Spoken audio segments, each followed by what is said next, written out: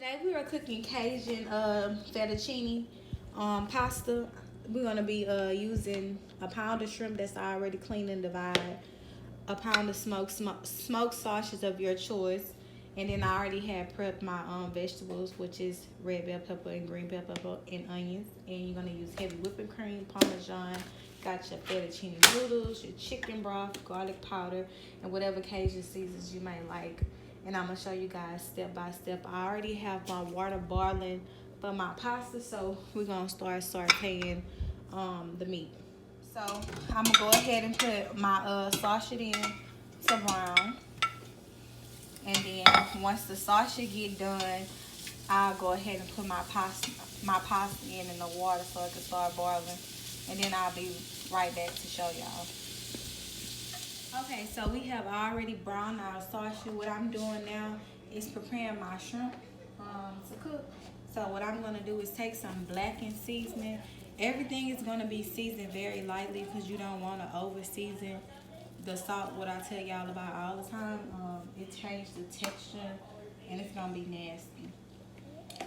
So I'm gonna take some Tony Moore Spice Creole seasoning as well, and I'm gonna go ahead and put that on there. So now I'm gonna just take my spoon and I'm gonna go ahead and mix it up. And the grease that was from the sausage, I'm gonna go ahead and cook my shrimp in, so y'all can follow me to the stove. So now I just pull that back because you need them crumbs. That's the crumbs and stuff is where the good stuff is. So I'm going ahead and here and cook them until they turn pink.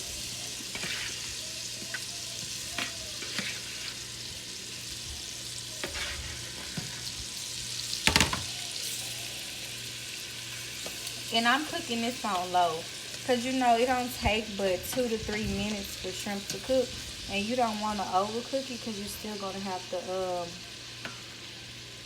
mix it together. And some of these wasn't completely peeled, but that's an easy fix. You can get the shell off of them because they was rinsed anyway. It's like 2 I missed. As you can see, it's starting to turn pink a little. So we're gonna let it continue to cook, and I'll be back when it's finished. Okay, so now I have sauteed the shrimp, and it's not fully cooked, but it's partially cooked almost all the way. You don't want to cook it till it's too hard and firm because you're going to still continue to cook it once you mix the pasta together. So now I'm just going to put some extra olive oil inside of my skillet. Let me turn my fire down just a little because I'm about to saute my vegetables.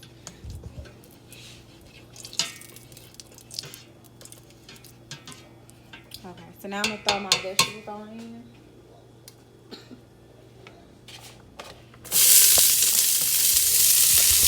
And you want to cook your vegetables until they're soft.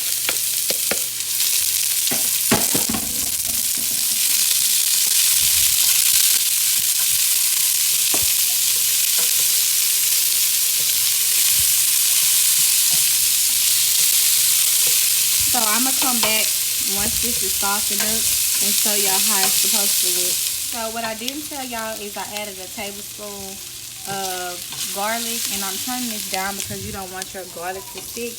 And I'm going to take some Rotel, a whole can, and I'm going to go ahead and dump it inside. And you want to cook it for like 5 minutes until it's soft. Not mushy, but soft.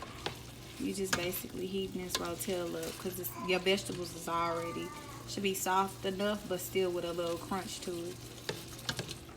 And you can put it between 1 and 2. Just want to put it on low. So we're gonna go ahead and let that cook in all together. Then I'll show y'all the next step. So what I'm gonna do next is take a half a can of chicken broth. You're gonna let that simmer in there. And then I'm gonna crank up the volume a little. I'm gonna take my heavy whipping cream as well. And you're going to use about 2 cups of heavy whipping cream. I'm going to go ahead and mix this together. And you're going to let it come to a boil. So trust the process. It look watery now, but it's going to thicken up. So while that's doing that, I like to go ahead and add garlic powder. And you're going to add about 2 tablespoons of garlic powder because you already added fresh garlic in there.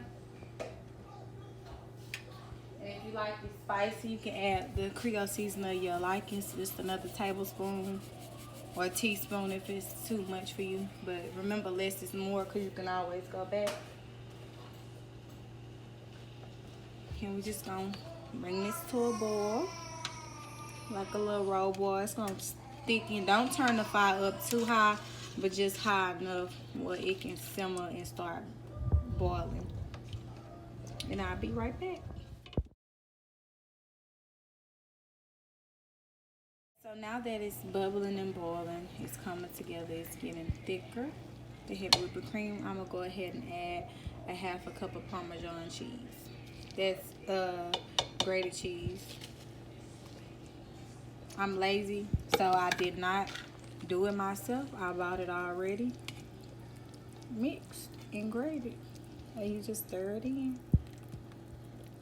And make sure you stir it completely in the cheese because it's going to start to thicken.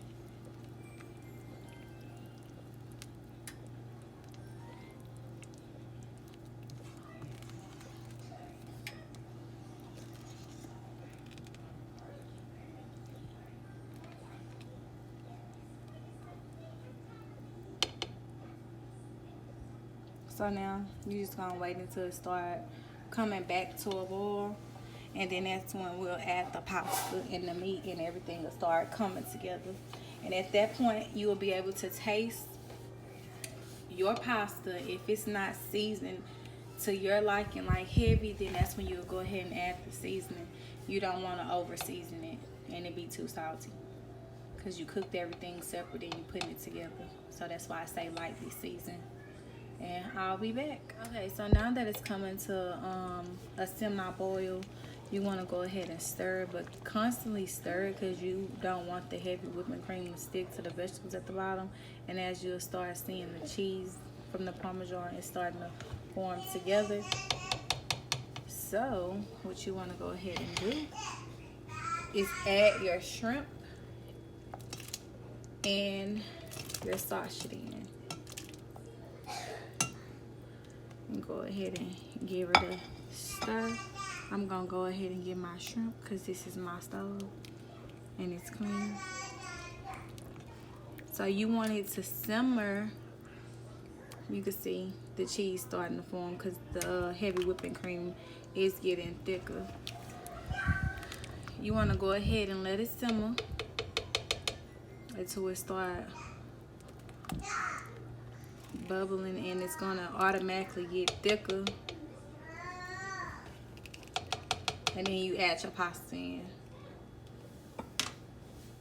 Yeah, I went ahead and added my pasta. I had did it off camera due to the fact I didn't want my pasta to overcook. I stirred everything, threw some parsley on top, and basically I'm just letting it sit here so it can thicken. It's extremely hot while my garlic bread is in the oven. And then I'm gonna go ahead and plate it, and I'll show you guys at the end. So this is the finishing touches, and now it's just prepared and ready to eat.